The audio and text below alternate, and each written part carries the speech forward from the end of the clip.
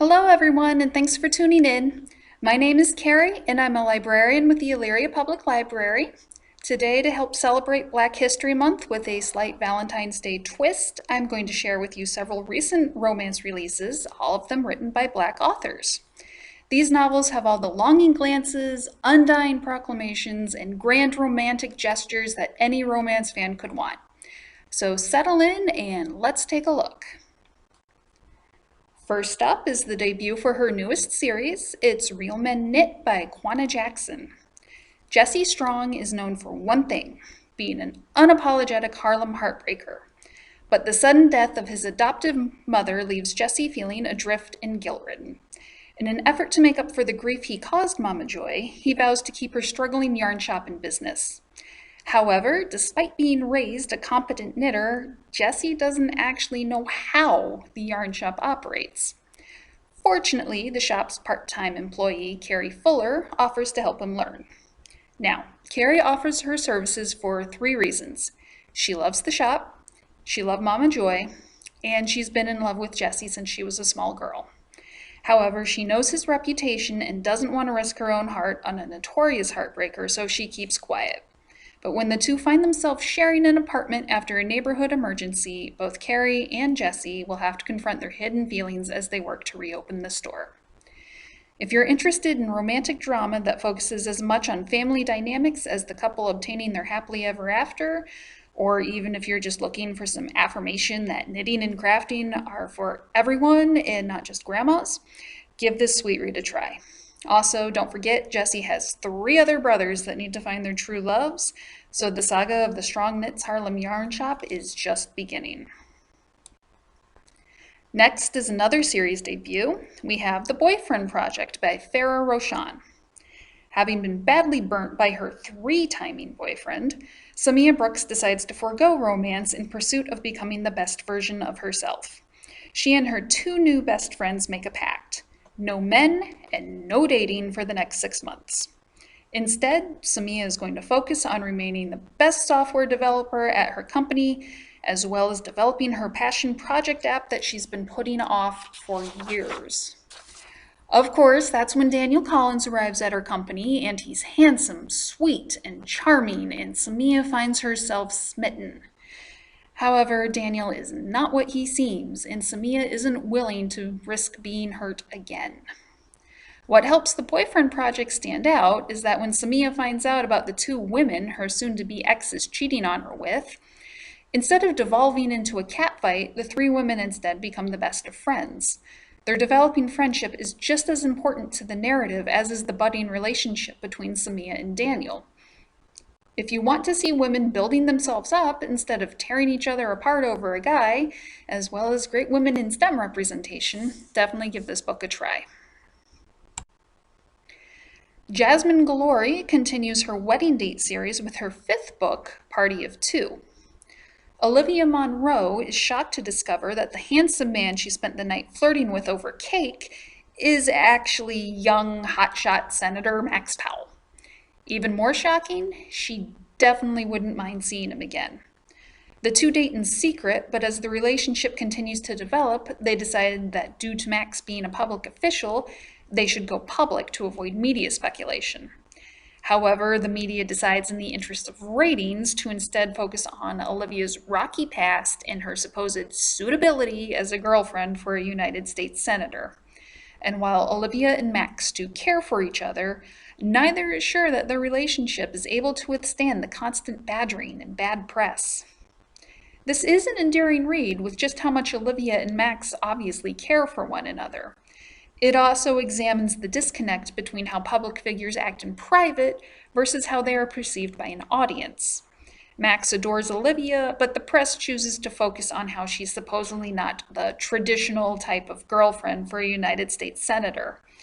Despite the fact she's a successful lawyer and in the process of building up her own law firm, she's had a rocky past, which the press is all too happy to dig up and flaunt. A scandal erupts not because of who Max and Olivia are, but because they don't fit the narrative that the media constructed for them. Next is Rebekah Whitehead's second book in her series featuring retellings of fairy tales. It's If the Boot Fits. Amanda Queen is the overworked, underappreciated personal assistant of one of Hollywood's cruelest divas. She longs to sell her screenplay and gain her independence, but in the meantime, she'll settle for glamming up and attending an Oscars party. But who does she run into but the gorgeous Sam Pleasant, hot off his first Oscar win? The two spend a passionate night together, but Amanda sneaks out in the morning to go back to her regular life.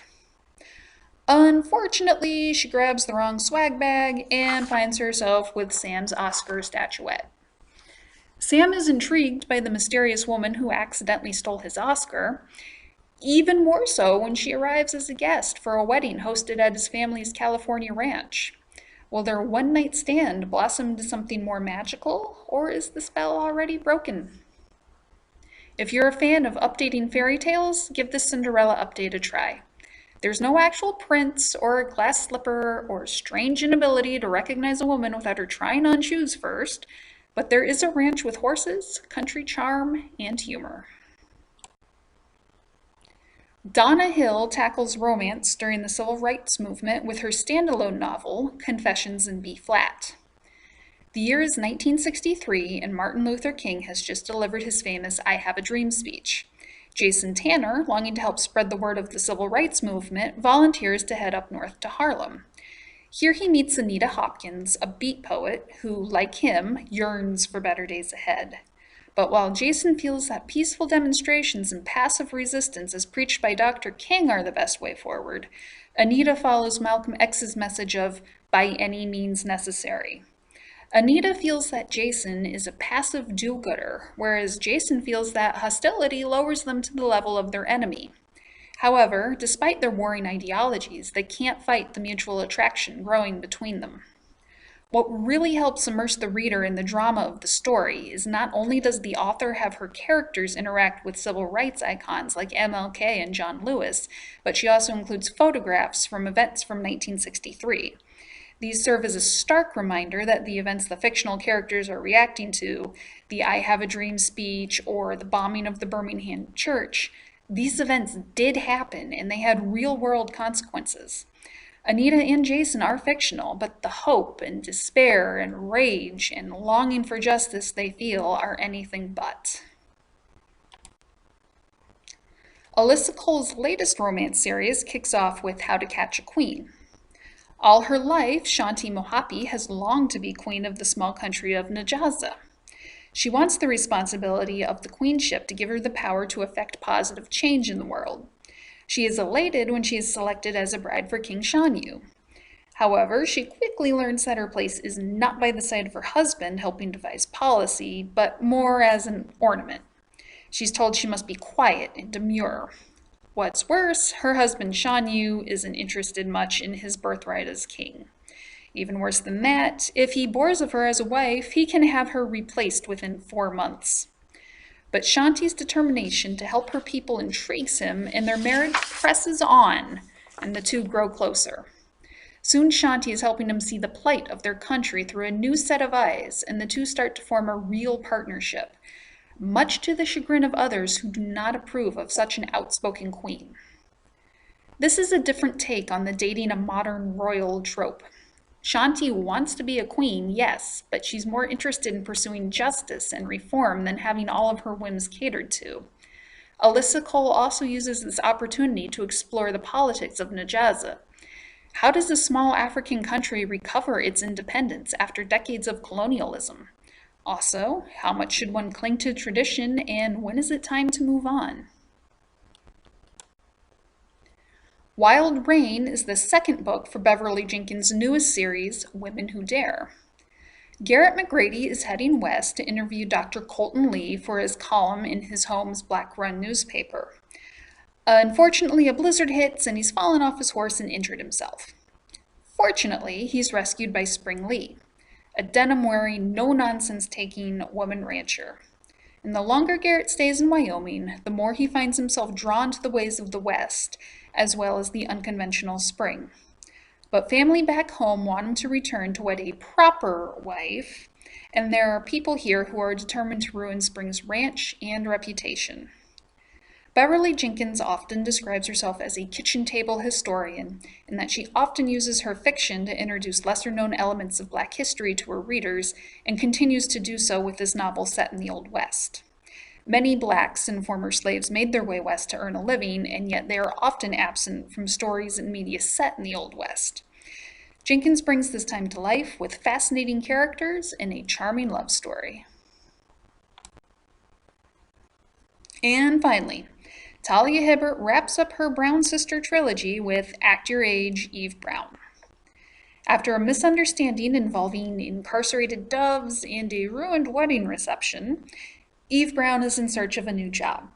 When she randomly stumbles across a help wanted sign in the window of a local bed and breakfast, she bursts in and sits herself down for an interview. The B&B's owner, Jacob Wayne, is not amused. However, he is desperate for a chef, so when Eve bounces back out of the interview, convinced she's screwed it up, he gives chase. Unfortunately for Jacob, Eve doesn't always check her mirrors before backing up, and she winds up hitting him with her car, breaking his arm. Guilt-ridden, Eve decides to stay at the B&B to help manage the business until Jacob is well enough to manage on his own. And while he is annoyed by her bubbly personality, as well as the fact that she, broke his arm, he does find himself growing charmed by her antics and enjoying her company. Talia Hibbert ends her Brown Sisters series with the same snappy dialogue and honest representation readers have come to expect. Hibbert's characters often struggle with issues such as fibromyalgia or PTSD, but just like in real life, the struggle does not solely define the character. Nor are their struggles suddenly gone once they find true love. It's an honest look at how people can live and cope while still falling in love and have their happy ending. So if you see anything that you're interested in reading, please don't hesitate to stop in any Elyria branch to check it out. Or, if you're not comfortable coming inside, give us a call and take advantage of our curbside service. If we don't have a title available, odds are we can order it in for you. So thank you for tuning in to this book talk on Black romance authors. Don't forget to check out Elyria Library's YouTube channel for other book talks and reading suggestions. Have a great day and happy reading.